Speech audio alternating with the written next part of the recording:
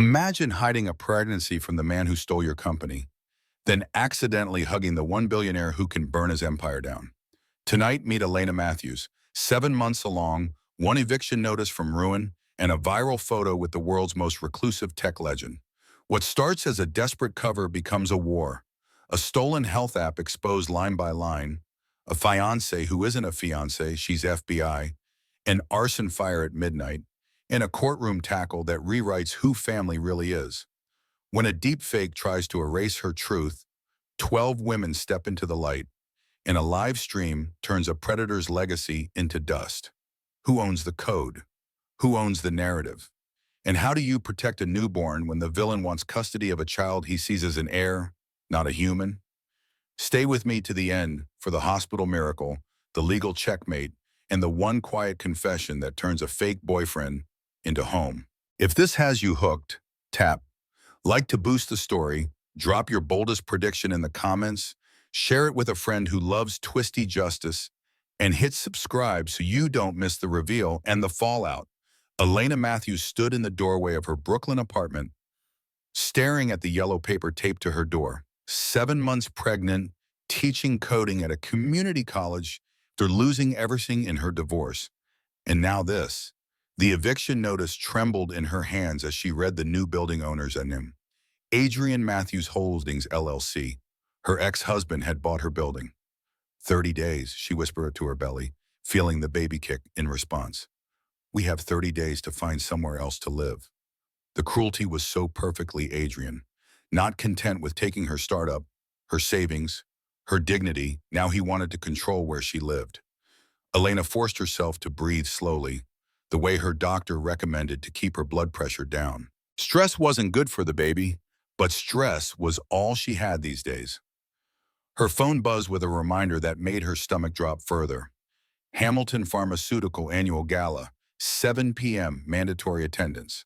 The community college where she taught received significant funding from Hamilton Pharma, which meant from Adrian, their new director of digital innovation. Missing the gala meant risking her job, her only source of income. Elena changed into the one formal dress that still fit, a navy blue creation that strategically draped over her pregnancy bump. In the mirror, she looked tired but presentable. No one at work knew about the baby. She'd been careful, wearing loose cardigans and staying behind her desk. Tonight would be her biggest challenge yet. The crystal ballroom at the Ritz-Carlton gleamed with ostentatious wealth. Ice sculptures shaped like DNA helixes decorated every corner. Elena kept to the edges, nursing a glass of sparkling water, counting the minutes until she could leave. Then the crowd parted, and her blood turned to ice. Adrian stood at the microphone, his new fiancée, Cassandra Wells, draped on his arm like an expensive accessory. At 38, he still commanded attention with his sharp jawline and perfectly styled dark hair. The kind of man who looked like success itself.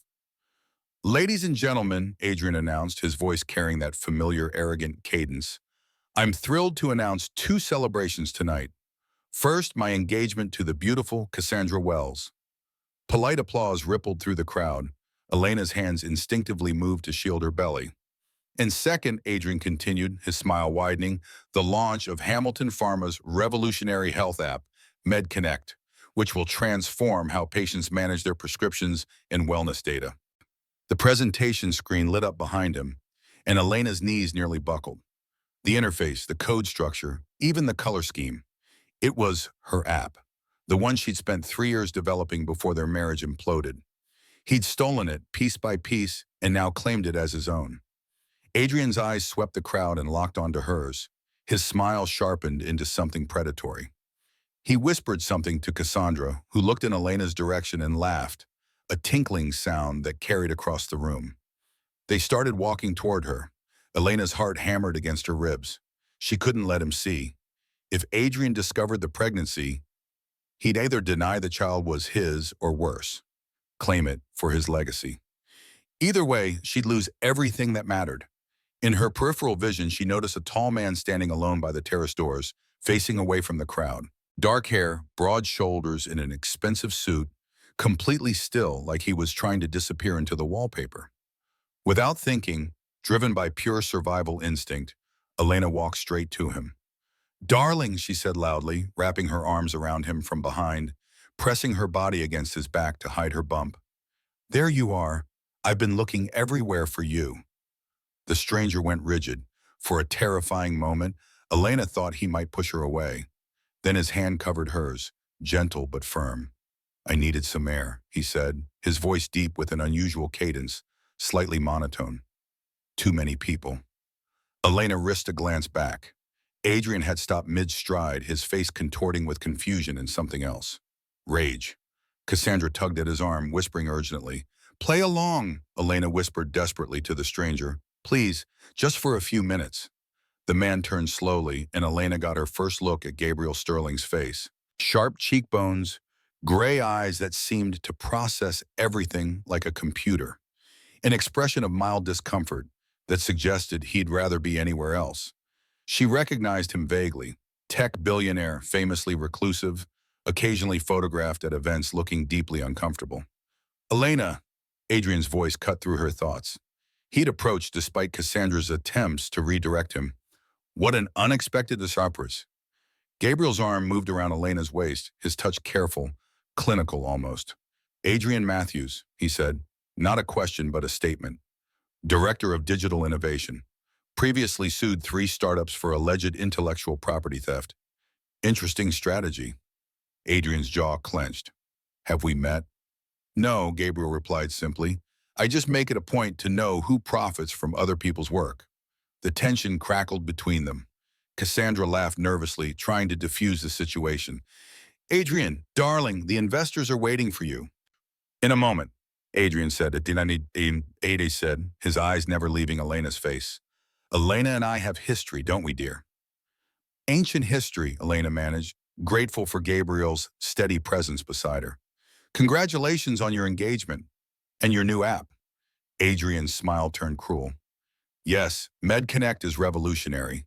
Years in the making. Some people contribute ideas, but it takes real vision to bring them to life." Gabriel's fingers tightened imperceptibly on Elena's waist. "Interesting.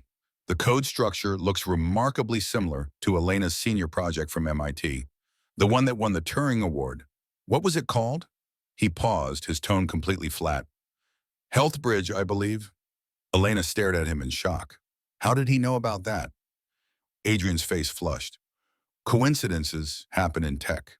Similar minds, similar solutions. A coincidence of 60,000 lines of identical code would be statistically impossible, Gabriel said in the same emotionless tone. "But I'm sure your lawyers have advised you on that." Before Adrian could respond, his phone buzzed urgently. He glanced at it, his expression darkening. "This conversation isn't over," he said, then stormed off with Cassandra trailing behind. Elena finally released Gabriel, stepping back with shaking hands. "I'm so sorry," she breathed. "I didn't mean to. I was desperate and—" "You're having a panic attack," Gabriel observed, his gray eyes studying her with peculiar intensity. "Your breathing is elevated, pupils dilated, hands trembling. You should sit down."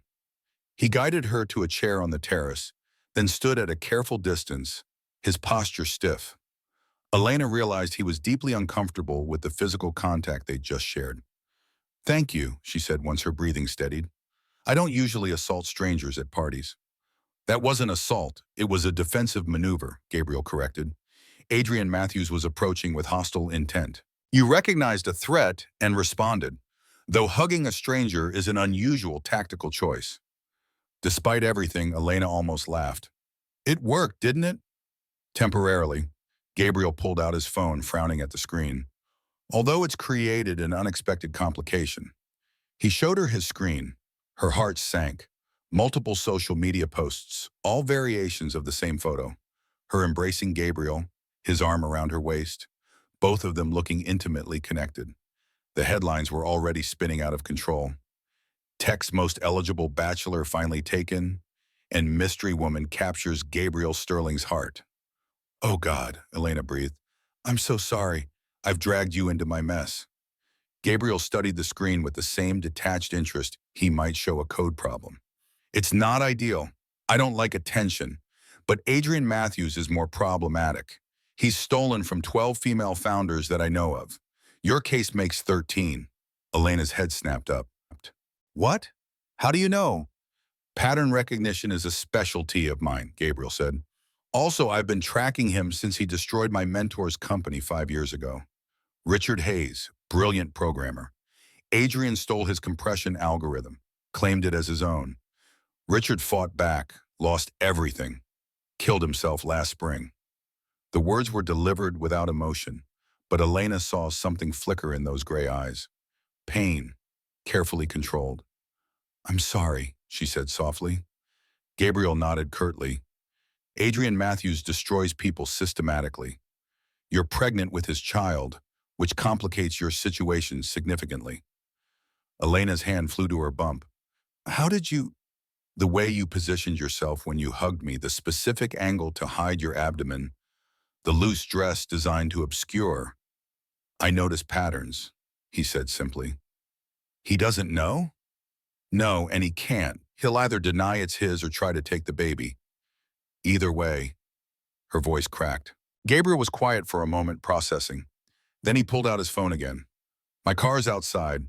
You should leave before he returns. I'll have my driver take you home." "I can't ask you to—" "You're not asking. I'm offering. Adrian Matthews has taken enough from people." He paused, his expression shifting minutely. "Besides, the media will expect us to leave together now. We've accidentally created a narrative." As they walked through the ballroom, every eye followed them. Phones raised, capturing every moment.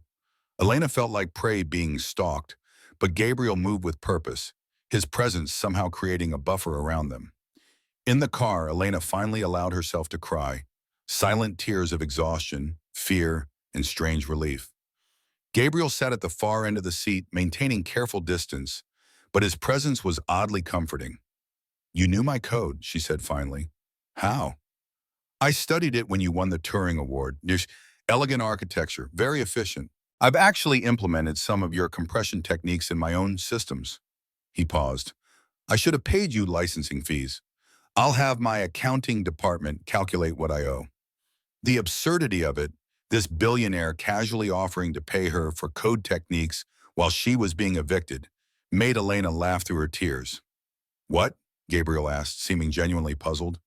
"Nothing, it's just this whole night is surreal." Gabriel nodded as if that made perfect sense. "Adrian will retaliate. He doesn't handle public humiliation well. You should be prepared." The car stopped outside her building. Elena saw the eviction notice still taped to her door, yellow and condemning in the streetlight. "He bought my building," she said quietly. "The eviction notice was waiting for me today." Gabriel followed her gaze. "Predictable. He's trying to control your environment, limit your options." He pulled out his phone, typed rapidly. "I own several residential properties in Brooklyn. 3 are currently vacant. You can relocate to any of them. No lease required." "I can't accept that. It's not charity, it's strategic disruption of Adrian's plan. I find his behavior offensive to efficient systems." Gabriel's expression remained neutral, but there was something beneath it, a kind of analytical rage. "Besides, you'll need stable housing for your child." Elena's throat tightened. This strange, awkward man had shown her more kindness in 2 hours than she'd experienced in months. "Why are you helping me?" Gabriel considered the question with unusual focus. "Richard Hayes helped me once, when I was young and didn't understand how to navigate social situations. He taught me that brilliance without kindness is just another form of system failure." He met her eyes briefly, then looked away. "Adrian killed him. I couldn't save Richard, but I can help you." Elena woke to her phone exploding with notifications. The photos from last night had gone viral, truly viral. Her hugging Gabriel was everywhere, from tech blogs to gossip sites. The coding forums, where she sometimes found freelance work, were dissecting every pixel, trying to identify the mystery woman who captured the impossible man.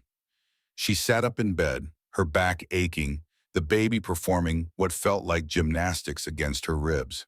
30 days to move, her career hanging by a thread, and now the entire internet was speculating about her non-existent relationship with Gabriel Sterling. Her laptop chimed with an email from the college. "Please see me immediately regarding last night's events. Dean Morrison." Elena's stomach dropped. She dressed carefully in her loosest cardigan and headed to campus, trying to ignore the stares from everyone she passed. In the subway, two women were scrolling through the photos on their phones, giggling about Gabriel's secret girlfriend. Dean Morrison's office smelled like coffee and disappointment. He sat behind his desk, tablet prominently displaying the viral photos. Ms. Matthews, he began, using her married name, though she'd asked him repeatedly not to. Hamilton Pharmaceutical has expressed concerns about your appearance at their gala last night. I attended as required, Elena said carefully. Yes, but your behavior with Mr. Sterling has raised questions about the college's reputation. We rely heavily on Hamilton's funding, as you know. Adrian Matthews personally called this morning. Of course he did, Elena muttered. He suggested that someone who conducts themselves so publicly might not be the best role model for our students. Elena felt the familiar burn of injustice. Dean Morrison, I've never missed a class. My students' completion rates are the highest in the department.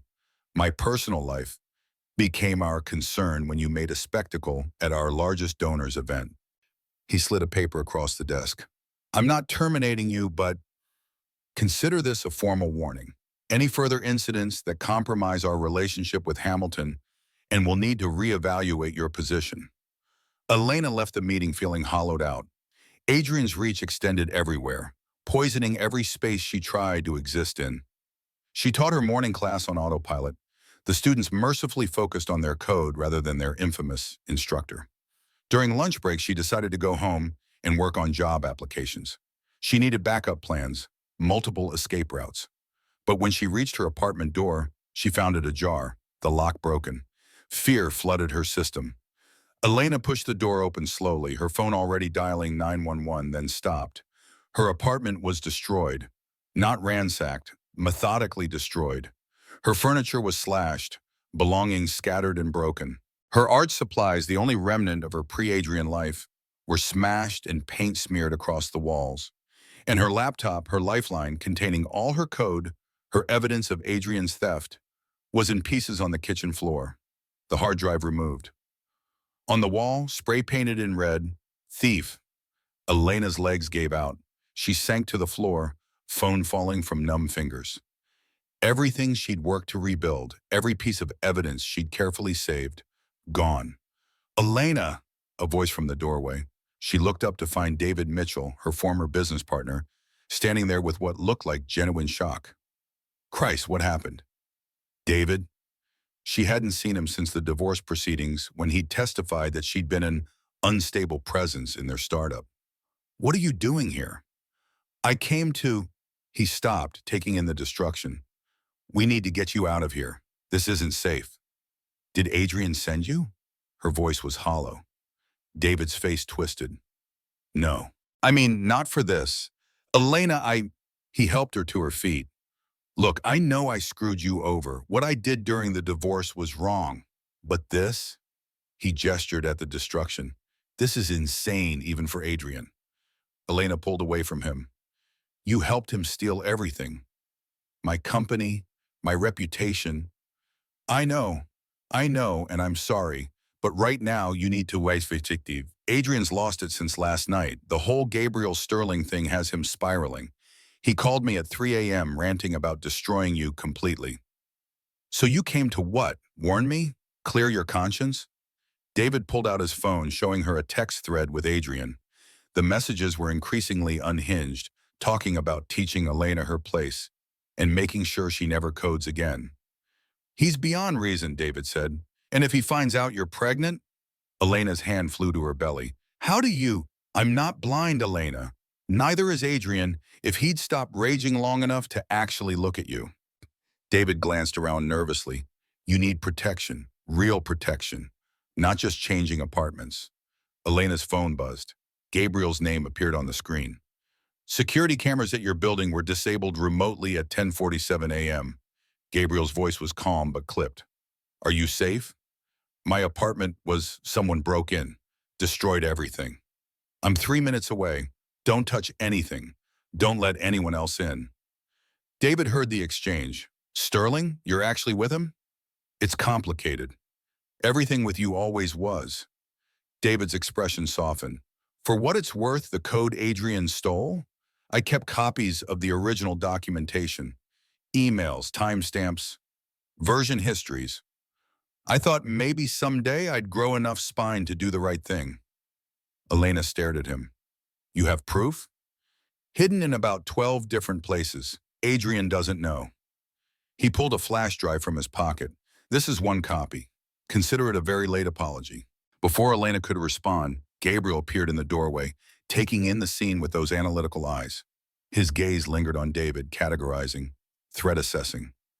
David Mitchell, Gabriel stated, former CTO of Matthews Digital Solutions, testified against Elena in divorce proceedings. Currently employed by Hamilton Pharmaceutical. David shifted uncomfortably. And you're Gabriel Sterling, the ghost of Silicon Valley. I prefer selective participant. Gabriel moved past him to examine the destroyed laptop. Professional data destruction. They knew exactly which components to target. He looked at Elena. We should leave. The police won't find anything useful, and staying here serves no strategic purpose. I was just leaving, David said, but Gabriel blocked his path. The flash drive you gave her. What's on it? David's jaw clenched.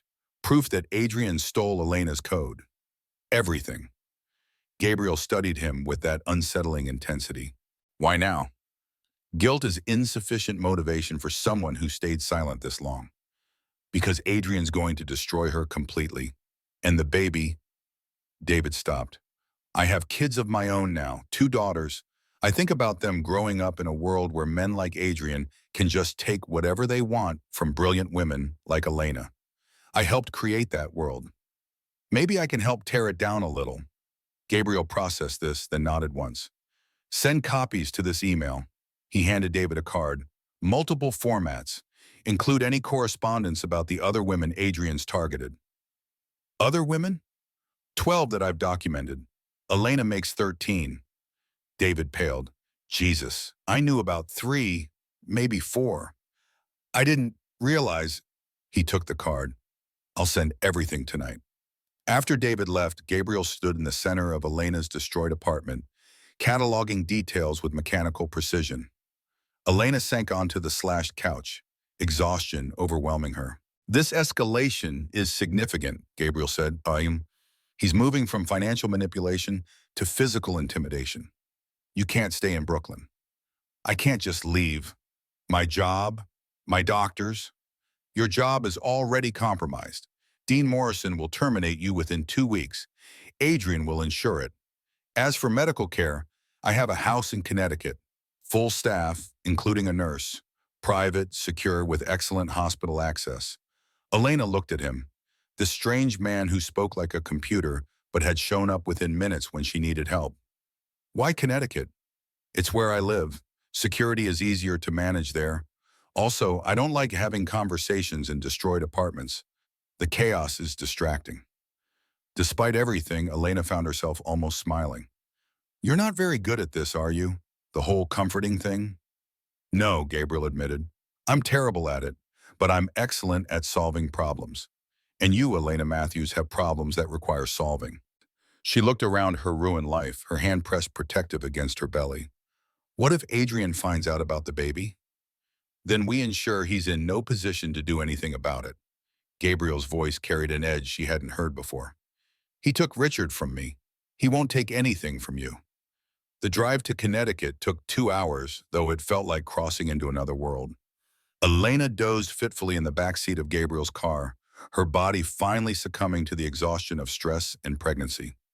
She woke as they turned through massive iron gates, winding up a private drive lined with cameras and subtle security measures. Gabriel's house wasn't what she expected. Instead of some sterile, modern mansion, it was a renovated farmhouse, expanded thoughtfully over the years. Warm lights glowed in the windows against the approaching dusk.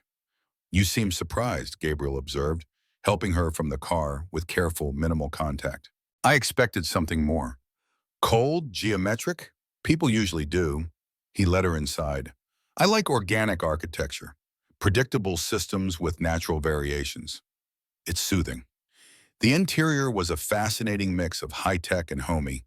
State-of-the-art security panels next to paintings of fractals that somehow looked like landscapes. A kitchen that belonged in a magazine, with a well-worn reading chair positioned perfectly to catch morning light. Margaret, Gabriel called. and an older woman appeared wearing scrubs and a kind smile. "This is Margaret Collins, my household nurse. She also manages the staff. Margaret, this is Elena Matthews. She'll be staying indefinitely. She's approximately 7 months pregnant and has been under significant stress." Margaret's professional assessment was quick but warm. "Welcome, dear. Let's get you settled. Then I'll do a quick check. Blood pressure, baby's heart rate, just to establish baselines." Elena wanted to protest. She couldn't afford private nursing care. But Gabriel had already disappeared into what looked like an office. His attention shifted entirely to multiple computer screens. Margaret led her upstairs to a suite that was bigger than her entire apartment. "Mr. Sterling prepared this yesterday," she said, opening curtains to reveal a view of gardens and woods. "He said you'd need workspace. In the corner is a complete coding setup. 3 monitors, ergonomic everything. The kind of equipment Elena had dreamed of but could never afford. He did this yesterday, but he didn't know." "Mr. Sterling processes information differently than most," Margaret said diplomatically. "When he decides something, he implements it fully. Tea? You look like you could use it." Over chamomile tea and the most comfortable chair Elena had ever sat in, Margaret checked her vitals with equipment that belonged in a hospital. "Blood pressure's too high," Margaret said gently. "When did you last see your OB?" 2 weeks ago. I've been trying to save money." "None of that here. I'll schedule you with Dr. Harrison tomorrow. She's the best maternal fetal medicine specialist in the state. Don't worry about cost. Mr. Sterling has excellent insurance that covers household members." "I'm not a household member. I'm just—" Elena stopped. What was she exactly? Margaret patted her hand to Brian. "You're someone Mr. Sterling has decided to protect. In the 5 years I've worked here, he's never brought anyone to stay. That makes you significant." That evening, Elena found Gabriel in his office, surrounded by screens showing code, financial documents, and what looked like surveillance footage. "You're tracking Adrian," she said, "among other things." He pulled up a chair for her. He'd clearly been expecting her. "David Mitchell sent the documentation. It's comprehensive. With this, we can prove Adrian stole not just from you, but from multiple sources. We should go to the authorities." "We will. But first, we need to ensure you're protected. Adrian has been building a case that you're mentally unstable. These are posts he's prepared, but not yet published." Gabrielle showed her screenshots, fabricated stories about Elena's breakdown, her obsession with her ex-husband, even doctored photos suggesting drug use. Elena's stomach churned. "He's going to destroy me completely." "No," Gabriel said simply. "He's going to treatment. There's a significant difference." He pulled up another screen showing 12 women's faces. "These are Adrian's other victims. I've been in contact with 8 of them. They're willing to come forward if we can guarantee their safety." "Safety from what?" "Adrian destroys women who threaten him. Not just professionally, personally. 2 attempted suicide. 3 left tech entirely. 1 disappeared. Her family hasn't heard from her in 2 years." Elena stared at the faces, brilliant women, all young, all with that same haunted look she saw in her own mirror. "Why does he target women specifically?" Gabriel pulled up a psychological profile. "Pattern suggests a combination of misogyny and strategic selection. Female founders receive less than 3% of venture capital. They're already vulnerable in the system. Adrian exploits that vulnerability." "You've really studied him." "I study all my enemies." Gabriel's fingers moved across the keyboard with surgical precision. "It started with Richard, but Adrian was just a symptom. The whole system enables predators like him." Elena watched him work, noting the intensity of his focus. "Do you ever stop? Analyzing, calculating?" "No," Gabriel said without hesitation. "It's how my brain works. Constant pattern recognition, probability calculations, strategic planning. It's why I'm good at what I do. It's also why I live here instead of Silicon Valley. Too much input there. Input. Too many variables. Doesn't it get lonely?" Gabriel paused, considering. "I don't process loneliness the same way others do. Solitude is comfortable. People are," he searched for words, "exhausting. Except occasionally, you're not exhausting." It was perhaps the oddest compliment Elena had ever received, but something about his complete honesty was refreshing after years of Adrian's manipulation. I should let you work, she said, standing. Stay if you want. Your presence isn't disruptive. So she did, settling into a corner with her laptop, working on rebuilding her code from memory, while Gabriel waged digital war against Adrian.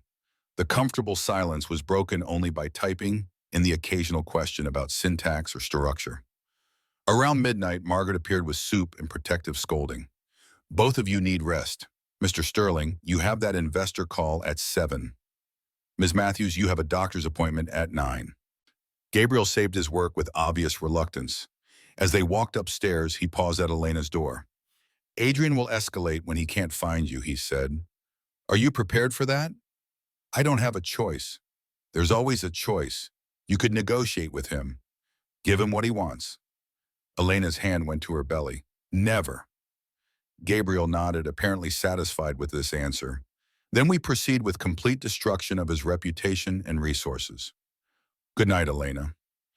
As her door closed, Elena realized that for the first time in months, she felt safe, protected not by charm or false promises, but by someone whose strange, brilliant mind saw the world as clearly as code and had decided she was worth defending. 2 weeks passed in Gabriel's Connecticut sanctuary. Elena's blood pressure stabilized, the baby grew stronger, and her code reconstruction progressed faster than she'd dared hope. The other women, Adrian's victims, had started a encrypted group chat, sharing their stories, building a case that even Adrian's lawyers couldn't dismiss. Then came the breakthrough. Elena! Gabriel appeared in her workspace, actually showing excitement, or his version of it, which meant speaking 5% faster than usual. Cassandra Wells wants to meet. Adrian's fiancée, unknown, but she insisted on meeting you specifically. Today, in public. Elena felt the familiar dread creeping back. It's a trap. Possibly. Probability is 40-60, but Margaret will accompany you and I'll have security nearby. They met at a small cafe in Westport. Cassandra looked different, tired, her perfect makeup unable to hide the stress lines. She stood when Elena approached, her hand going to her own stomach in an unconsciously protective gesture. You're pregnant too, Elena said, shocked. Cassandra's laugh was bitter. 3 months. Adrian doesn't know. He can never know. They sat, 2 pregnant women on opposite sides of Adrian's war, while Margaret positioned herself at a nearby table. Why did you want to meet? Elena asked. Cassandra pulled out a phone, not her usual designer one, but a cheap burner. Because I know what he is now, what he does. She slid the phone across. Everything's on there. Recordings, emails, financial documents. Adrian doesn't know I've been collecting evidence. Elena scrolled through, her eyes widening. This is enough to bury him. Financial fraud, tax evasion, and worse. Cassandra's voice dropped. There are recordings of him discussing how to handle you. Permanently. Elena's blood went cold. He wants to not kill you, but destroy you so completely you might wish he had. Cassandra met her eyes. I'm FBI, Elena. I've been undercover for 2 years, investigating Adrian's connections to international money laundering. The cafe seemed to spin. You're what? Agent Cassandra Wells. Wells is my cover name. She pulled out a badge, showed it discreetly. We were close to arresting him, but then you happened. That hug with Sterling sent Adrian into a spiral. He's making mistakes, getting sloppy. So you're using me as bait. No, I'm trying to protect you while salvaging a 2-year operation. Cassandra's hand went to her stomach again. This baby wasn't planned. If Adrian finds out, my cover's blown and we lose everything. But I can't. I won't let him near my child. Elena saw the same fear she lived with daily reflected in Cassandra's eyes. What do you need from me? Keep him focused on you and Gabriel. Make him believe he's winning while we gather final evidence. Can you do that? Before Elena could answer, her phone exploded with notifications. Gabriel's name appeared. Get out! Now! Adrian knows where you are. Through the window, Elena saw Adrian's Tesla pulling up. Cassandra grabbed the burner phone, stood smoothly. Follow my lead, she whispered, then raised her voice.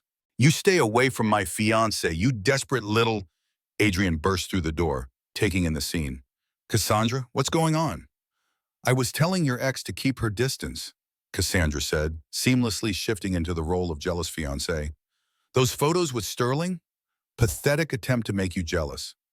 Adrian's eyes locked onto Elena, and for the first time, his gaze dropped to her belly. The cardigan had shifted when she stood. Understanding dawned on his face. "You're pregnant," he said, voice deadly quiet. The cafe went silent. Other patrons stared. Margaret stood, moving closer. "It's not yours," Elena said quickly. 7 months along, Adrian calculated, his expression shifting from shock to rage as something worse, satisfaction. "That's my child." "No, my heir, my legacy." He stepped closer. "You thought you could hide this from me? My own flesh and blood?" Cassandra grabbed his arm. "Adrian, people are watching." He shook her off. "Shut up. This changes everything." He pulled out his phone, started recording.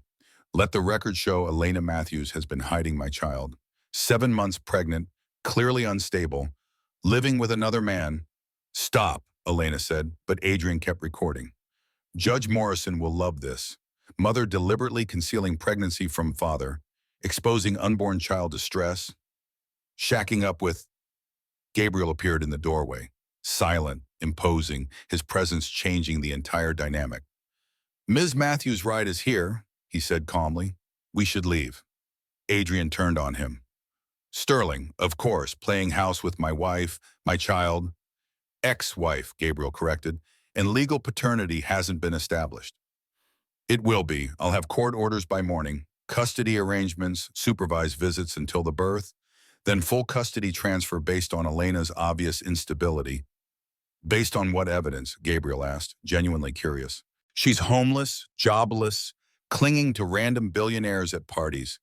She has housing, employment as a freelance coder, and a support system. You have a documented history of abuse, abandonment, and theft of intellectual property." Gabriel tilted his head. "Also, Agent Wells might have opinions about your fitness as a father." The silence was deafening. Adrian turned slowly to Cassandra, whose face had gone pale. "What did you call her?" Cassandra straightened, and Elena saw the federal agent emerge from behind the socialite mask. "Adrian Matthews, you're under surveillance for suspected money laundering, fraud, and conspiracy. I suggest you contact your lawyer." Adrian's face contorted with rage. You're..." He lunged at Cassandra. Gabriel moved faster than Elena had ever seen him move, inserting himself between them. Adrian's fist connected with Gabriel's shoulder instead of Cassandra's face. "Assault," Gabriel noted calmly. "Multiple witnesses, that was unwise." At Bond, police sirens were already approaching. Margaret had called them the moment Adrian appeared. But Adrian wasn't done. As the officers entered, he smiled. That cold, calculating smile Elena knew too well.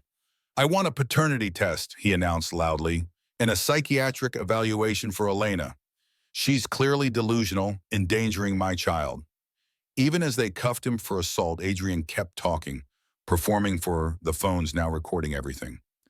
"I'm a concerned father trying to protect his unborn child from an unstable mother. This is kidnapping, false imprisonment. I'll have every lawyer in New York on this." As they dragged him away, he locked eyes with Elena. "This isn't over. That baby is mine. And I get what's mine." Gabriel guided Elena to his car, Margaret and Cassandra following. Inside, Elena finally broke down, sobbing into her hands. He knows about the baby. He'll never stop now." "Good," Gabriel said, surprising her. "When predators become obsessed, they make mistakes. Adrian just made several." "But the custody threat won't succeed. Agent Wells, how long until federal arrest?" Cassandra, now fully in agent mode, calculated. 48 hours if he keeps spiraling like this. "But Elena, I'm sorry. I didn't mean for it to happen this way." "You saved her," Gabriel said simply. "Your presence prevented him from getting violent with Elena. The assault charge helps our case." "Our case?" Elena looked at him through tears. "The 12 women have agreed to file a class action suit. With David's evidence and Agent Wells's investigation, Adrian won't be practicing law from federal prison." For a moment, Elena felt hope. Then her phone buzzed with a news alert. "Tech executive fights for custody of unborn child. Mother's stability questioned." The story was already going viral, complete with photos from today's confrontation. Adrian might be heading to jail, but he was going to destroy her reputation first. The media explosion was immediate and vicious. Within hours, Elena's face was everywhere, painted as either a gold digger using her pregnancy to trap rich men or an unstable woman endangering her child. Adrian, even from custody, had his PR team working overtime. Gabriel's house became a fortress under siege. Reporters camped at the gates. Drones buzzed overhead until Gabriel's security shot them down. Elena couldn't even stand by a window without telephoto lenses catching her. "I've become a prisoner," she said on day 3 of the media circus, watching the news paint her as everything from mentally ill to a master manipulator. Gabriel looked up from his screens where he was coordinating with lawyers. Temporary siege. Adrian's creating noise to distract from the federal investigation. But it was working. The judge granted Adrian's request for an emergency custody hearing in 2 days. Elena's lawyers were confident until they learned which judge had been assigned. Morrison, her lawyer said grimly, conservative, traditional values, tough on mothers he deems unfit. Adrian judge shopped, Gabriel said. Morrison's received campaign contributions from Hamilton Pharmaceutical. Can we prove bias? Not in 2 days. Elena felt the walls closing in. That night she couldn't sleep, pacing her room while the baby kicked restlessly. Around 3 a.m., she found Gabriel still awake in his office. "You should rest," he said without looking up. "Can't. Keep thinking about losing her." "Her?" "The baby. Found out yesterday at the appointment. It's a girl." Gabriel finally looked at her. "Congratulations." "For what? Bringing a daughter into this nightmare?" Elena slumped in a chair. "Maybe Adrian's right. Maybe I am unstable. What kind of mother puts her child through this?" "A protective one." Gabriel's voice was certain. "You're fighting a predator to keep your daughter safe. That's not instability. That's evolution-approved behavior. Sometimes I think it would be easier to just give up. Let him win." "No," Gabriel said sharply, the most emotion she had heard from him. "That's the exhaustion talking. Adrian wins by making people believe they're weak. You're not weak. You coded a revolutionary health platform from nothing. You survived his abuse. You're rebuilding despite him destroying everything. That's not weak." "Why do you care so much?" Elena asked. "Really, not the Richard story. Why me?" Gabriel was quiet for so long she thought he wouldn't answer. Then, "Because you hugged me." Elena blinked. "What?" "At the gala, you were terrified, desperate, and you chose to trust me, a complete stranger. No one's ever trusted me that instantly. Most people find me," he paused, "unsettling." "You are a little unsettling," Elena said softly, "but you still trusted me. In that moment, you saw me as safety, not threat. That's," he struggled for words, "that's never happened before." Before Elena could respond, alarms started blaring. Gabriel's screens lit up with security warnings. "Fire," he said, already moving. "East wing." They ran through the house, Margaret meeting them in the hallway. Smoke was already visible, flames licking at the windows of what had been Elena's original room. "Everyone out," Gabriel commanded, but Elena was already moving, grabbing the hard drives with reconstructed code, the evidence binders. "Leave it," Gabriel shouted. "This is all we have against him." The smoke thickened. Elena's lungs burned. She heard Gabriel calling her name but pushed forward, grabbing the last drive. Then the ceiling creaked ominously. Gabriel appeared through the smoke, pulling her bodily from the room as burning timber crashed where she'd been standing. They stumbled outside where fire trucks were already arriving. "You could have died," Gabriel said, his calm completely shattered. "The baby, you. That was incredibly stupid. I saved the evidence." "Evidence is worthless if you're dead." He was actually yelling. Elena had never heard him raise his voice. "It's very welcome. I'm sorry, no, you don't." He turned away, hands shaking. "When I saw you run into the fire, I thought, Richard died alone. I can't watch that again." Elena touched his arm gently. "I'm okay. We're okay." The fire chief approached, accelerant in multiple locations. This was arson. Gabriel's phone rang, Adrian's lawyer. "Terrible news about the fire," the oily voice said on speaker. "Judge Morrison will be very concerned about Ms. Matthews' living situation. Perhaps we should discuss settlement terms. Gabriel hung up, turned to Elena. He's escalating to actual violence. He burned down your house. Partial damage to one wing, but he crossed a line. Gabriel pulled out his phone. Time to end this. What are you implementing nuclear option? He typed rapidly. Every piece of dirty money Adrian's touched, every crime he's committed. I'm releasing it all. To prosecutors, media, everyone. But Cassandra's case, Adrian just committed arson while out on bail. The case is blown anyway. He looked at Elena. Unless you object? Elena thought of the flames. What could have happened if the smoke had reached her room while she slept? Her hand went to her belly, feeling her daughter kick.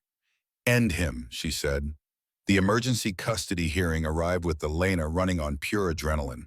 No sleep, stress-induced contractions that Margaret monitored constantly, and the knowledge that Adrian had literally tried to burn them out made everything feel surreal. But walking into the courtroom, Elena felt a strange calm. Gabriel sat beside her, having somehow gotten himself listed as a witness. The 12 women Adrian had victimized filled the gallery. David Mitchell was in the witness list. Even Cassandra was there, officially as Adrian's fiancée, but actually as FBI. Adrian entered in his perfect suit, smiling like he'd already won. His lawyer, Richardson, was known for destroying mothers in custody battles. Your Honor, Richardson began, we're here because Ms. Matthews has deliberately hidden her pregnancy from my client, exposed the unborn child to danger including a recent fire, and shown extremely poor judgment in her associations. Judge Morrison nodded, already looking sympathetic to Adrian. Ms. Matthews, you concealed this pregnancy for 7 months. Elena's lawyer started to object, but Elena stood. Your Honor, I was protecting my child from a man who abandoned me while pregnant, stole my life's work, and has systematically destroyed women in tech for years. That's slander, Richardson started. It's documented fact. Gabriel stood, pulling out a tablet. I have evidence of 12 cases of intellectual property theft, 3 cases of assault, and a pattern of targeting pregnant employees for termination. Morrison frowned. Mr. Sterling, you're not a lawyer. I'm someone with relevant evidence. May I present it? Your Honor, this is irregular, Richardson protested. So is arson, Gabriel said calmly. The fire at my home 2 nights ago was set using accelerant purchased with a credit card in Adrian Matthews' name. Gasps rippled through the courtroom. Adrian's face flushed. That's impossible. Is it? Cassandra stood up. Because I have the receipt. Adrian turned on her, rage contorting his features. You're supposed to be on my side. I'm supposed to uphold the law. She pulled out her badge. Agent Cassandra Wells, FBI. Adrian Matthews, you're under arrest for arson, money laundering, and conspiracy to commit fraud. The courtroom erupted. Morrison banged his gavel futilely as federal agents entered, moving toward Adrian. But Adrian wasn't done. With a roar of rage, he lunged across the courtroom. Not at Cassandra, but at Elena. His hands reached for her throat. Gabriel moved instinctively, putting himself between them. Adrian's momentum sent both men crashing into the barrier. Gabriel's head hit the wooden rail with a sickening crack. Gabriel! Elena screamed. Security swarmed Adrian, pulling him back as he screamed threats. That's my baby! My heir! You can't take what's mine! Gabriel lay still, blood pooling beneath his head. Margaret pushed through, immediately checking his vitals. Ambulance, now, she commanded. Elena dropped beside Gabriel, tears streaming. Please, please wake up. His eyes fluttered open, unfocused. Elena? I'm here. He struggled to focus. Did I protect you? Yes. Yes, you protected us. A tiny smile crossed his face before his eyes closed again. The EMTs arrived, loading Gabriel onto a stretcher. Elena tried to follow, but sudden pain doubled her over. Warm fluid ran down her legs. My water, she gasped. The baby, it's too early. Margaret caught her. 34 weeks isn't too early, but we need to get you to the hospital now. As they rushed Elena out on another stretcher, she saw Adrian being dragged away in handcuffs, still screaming. Judge Morrison sat stunned at his bench. The entire courtroom puddled in chaos. Gabriel, Elena called out, but he was already in an ambulance, racing away. In her own ambulance, Between contractions, Elena heard Cassandra on the phone. Complete disaster. Cover blown. Matthews in custody. Two medical emergencies. Another contraction hit, stealing her breath. Her daughter was coming 6 weeks early. Gabriel might have brain damage, and Adrian's empire was finally crumbling. But all Elena could think about was Gabriel's blood on the courtroom floor, spilled protecting her, and a child that wasn't even his. The hospital room became Elena's whole world. Contractions, monitors, Margaret's steady presence. But her mind was drifting to Gabriel, somewhere in this same building, condition unknown. 7 centimeters, the doctor announced. Few more hours. Gabriel Sterling, Elena gasped between contractions. He was brought in. Head injury. I need to know. Margaret squeezed her hand. He's in surgery. Subdural hematoma. But the neurosurgeon is optimistic. Another contraction tore through her. The pain was nothing compared to the thought of Gabriel dying because he'd protected her. Hours blurred together. Cassandra appeared briefly, still in her FBI jacket. Adrian's being held without bail, she reported. The assault on camera, combined with the arson evidence, he's finished. The other 12 women are filing charges too. Gabriel is out of surgery, stable but unconscious.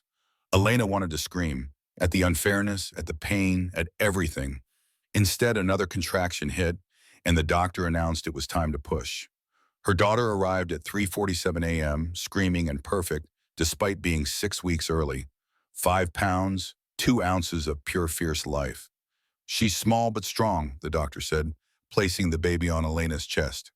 No NICU needed, just monitoring.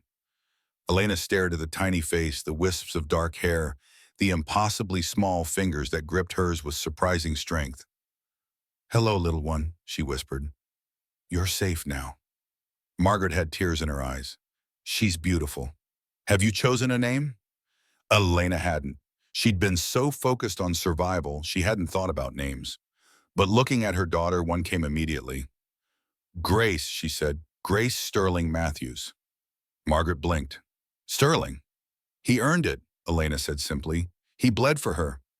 As if summoned by his name, a nurse appeared. Mr. Sterling is awake. He's asking for Ms. Matthews. Go, Margaret said. I will watch Grace. Elena found Gabriel in the ICU, head bandaged, looking pale but alert. His eyes tracked to her immediately. The baby? Born an hour ago, healthy. Her name is Grace. Elena sat carefully beside his bed. You saved us. Basic protective response. Adrian's trajectory was clearly toward you. Gabriel. She took his hand, stopping his analysis. You have a severe concussion because you threw yourself between me and Adrian. That's not basic, that's heroic. He looked uncomfortable with the word. Heroes are fictional constructs. I just didn't want you hurt. Why going? Because he paused, seeming to process something complex. Because when you're not there, the patterns are wrong. The code doesn't compile correctly. The house is too quiet. He met her eyes. I think neurotypical people call this feeling love. Elena's breath caught. Gabriel? I know I'm not normal. I process emotions differently. I'll never be romantic in traditional ways, but I can offer stability, protection, genuine care. If that's enough, Elena kissed him, soft, careful of his injuries, but clear in its intent. When she pulled back, Gabriel looked stunned. Was that appropriate? He asked. I'm not good at reading. It was perfect, Elena said. You're perfect. Different, but perfect. A cry echoed down the hall. Grace making herself known. Gabriel's eyes widened. That's her? Want to meet her? Panic flashed across his face. I don't. Babies are fragile. What if I hold her wrong? You won't. Margaret brought Grace in, and Elena carefully placed her in Gabriel's arms, supporting him due to his injuries. He stared at the baby with the same intensity he usually reserved for code. She's so small, he whispered. But look, she's already showing preference for visual patterns. See how her eyes track? And her grip strength is exceptional for premature birth. Gabriel, are you analyzing my baby? Our baby, he corrected, then froze. I mean, if that's acceptable, I didn't mean to presume. Our baby, Elena agreed, tears streaming. Our daughter. Grace yawned, tiny fist waving, and grabbed Gabriel's finger. His expression shifted to wonder. "She's holding my hand," he said unnecessarily. "She knows you're safe," Elena said, "just like I did." That night, as Elena dozed in a chair between Gabriel's bed and Grace's bassinet, her phone lit up with news alerts. Adrian's empire had completely collapsed. Federal charges, state charges, civil suits from all 12 women. Hamilton Pharmaceutical had cut ties. His assets were frozen. But more interesting was the sidebar story. Tech billionaire Gabriel Sterling and partner welcome daughter after dramatic courtroom confrontation. The photo showed Gabriel holding Grace while Elena looked on. A family formed in chaos but somehow perfect. David Mitchell had given an exclusive interview detailing his role in Adrian's systematic theft. The 12 women had formed a fund to help female founders protect their intellectual property. Cassandra, her cover blown but mission complete, was being commended for bringing down a major money laundering ring. Adrian would spend decades in prison. But more importantly, he'd lost the narrative. He wasn't the successful executive anymore. He was the cautionary tale. 6 months later, Elena stood in front of a packed auditorium, Grace sleeping peacefully in a carrier against her chest. The banner behind her read, "Women in Tech, Reclaiming Our Code." "Thank you for coming," Elena began, adjusting the microphone.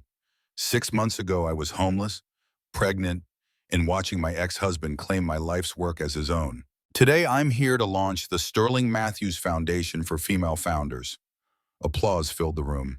In the front row, Gabriel sat with his tablet, simultaneously watching Elena and monitoring Grace's vital signs through the smart carrier he'd designed.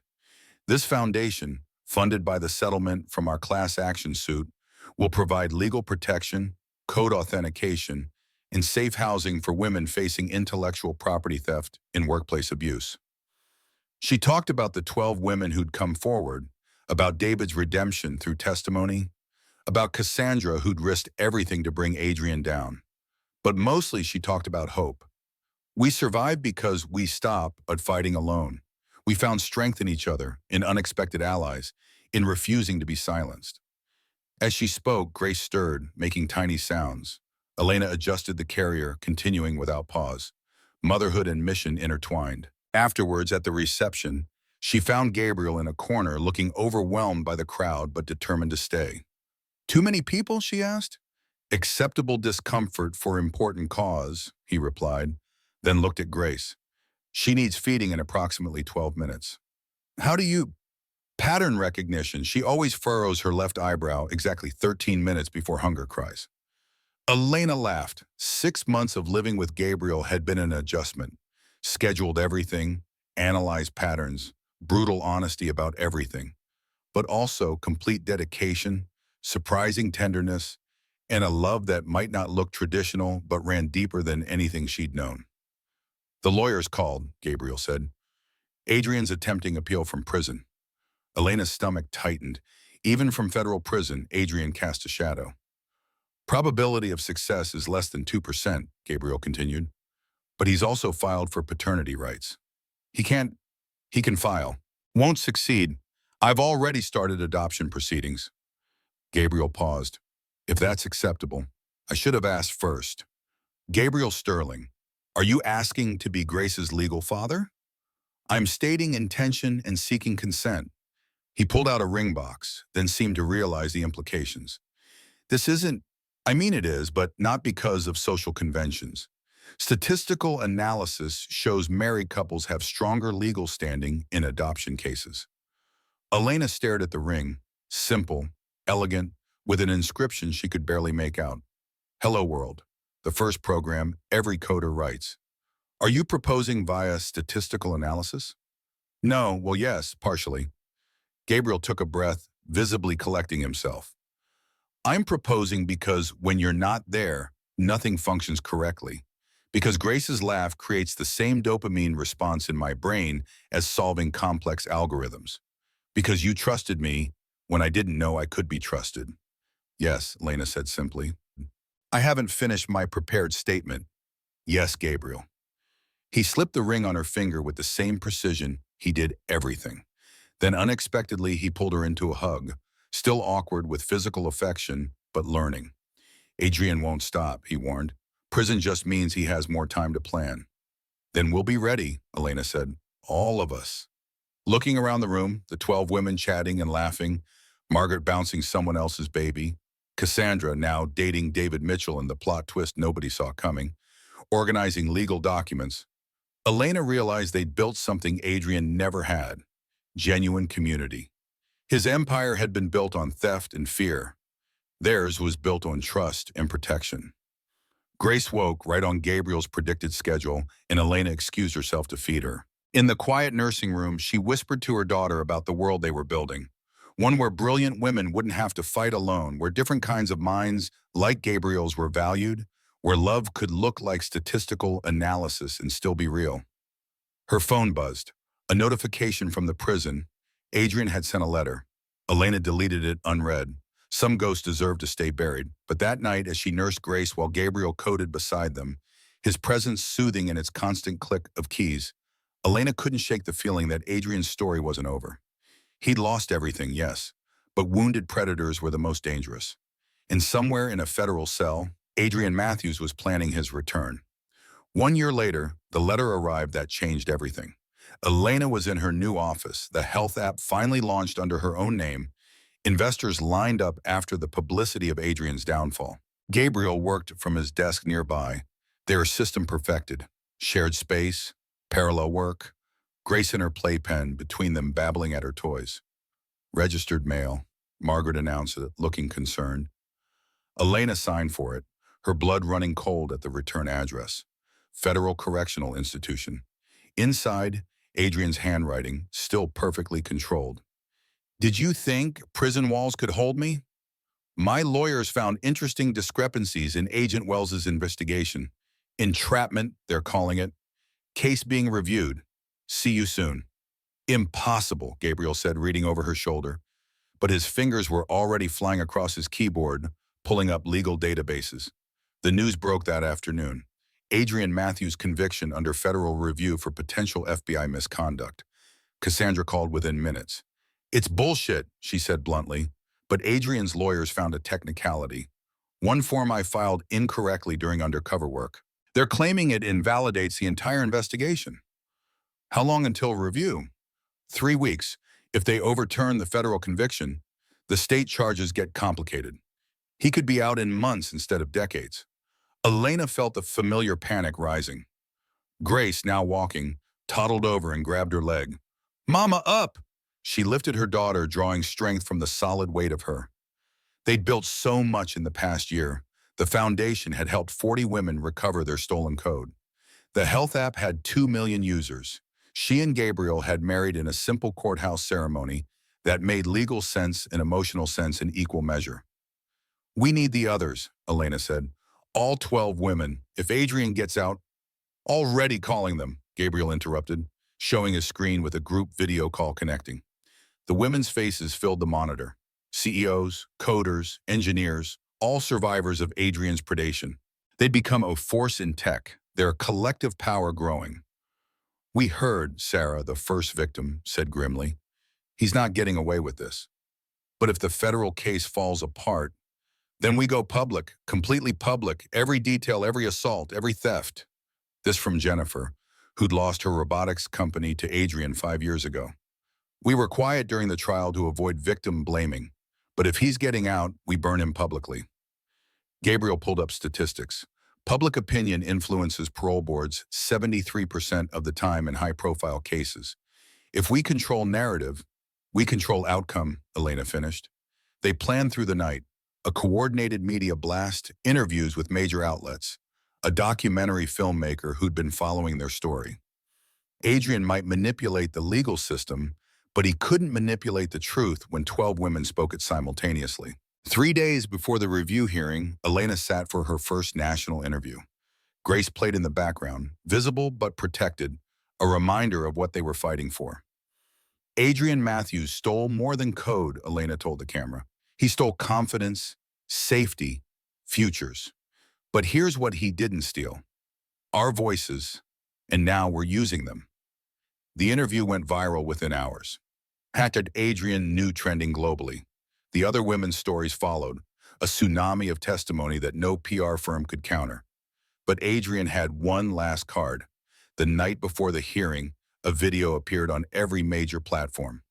Deepfake technology had evolved, and someone had created footage of Elena supposedly admitting to lying, to framing Adrian, or to being unstable. It was sophisticated enough that even experts needed time to verify it was fake. "He's trying to muddy waters," Gabriel said, working frantically to trace the source. "Create doubt before tomorrow's hearing."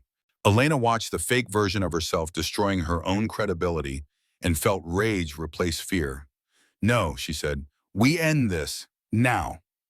She went live on Gabriel's platform, the one with 100 million followers. No script, no preparation, just truth. "This is Elena Matthews Sterling," she said, Grace on her hip. "That video is fake, like everything Adrian creates. But you want to know what's real? This." She pulled up her screen, showing the original code for the health app, timestamps from years before Adrian claimed creation. What's real is 12 women whose innovations Adrian stole. One by one, the other women joined the live stream, each showing their stolen work, their evidence, their truth. What's real is Gabriel Sterling with a concussion because Adrian attacked a pregnant woman. Gabriel appeared on the stream, the scars still visible on his temple.